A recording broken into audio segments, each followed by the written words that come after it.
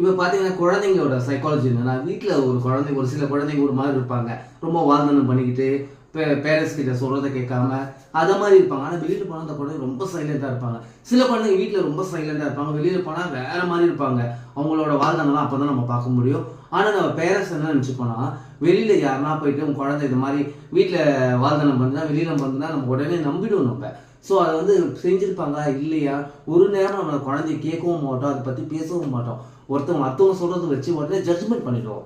First குழந்தைங்களுக்கு விஷயம் யாரா சொன்னாலும் குழந்தைகிட்ட பேசுங்க, இது நடந்தாலும் விசாரிங்க, அப்புறம் ஒரு ஜட்ஜ்மெண்ட் வாங்க. நீங்களே ஒரு நாலு ஜட்ஜ்மெண்ட்டுக்கு போகாதீங்க. ஏன்னா குழந்தைங்களோட பேசினாதான் என்ன அது தெரியும். குழந்தைங்களுக்கு என்ன சொல்கிறோம் அதை முதல்ல கேளுங்க. நம்ம குழந்தைங்க நம்ம நம்புங்க. ஃபஸ்ட்டு நம்ம குழந்தை நம்பினாதான் பேரண்ட்ஸ் நம்மளை நம்புறாங்கன்னு அந்த குழந்தைங்களுக்கு ஒரு தெளிவு கிடைக்குங்க. மற்றவங்க சொல்கிறத நம்ம கேட்டுட்டு நம்ம குழந்தை சந்தேகப்படாதீங்க. அது வந்து குழந்தைங்களுக்கு பெரிய பாதிப்பு உண்டாக்கும், பெரிய பெயின். அந்த பெயின்லேருந்து வெளியே வர ரொம்ப நாள் இருக்கும் குழந்தைங்களுக்கு. ஓகேவா? தேங்க்யூ.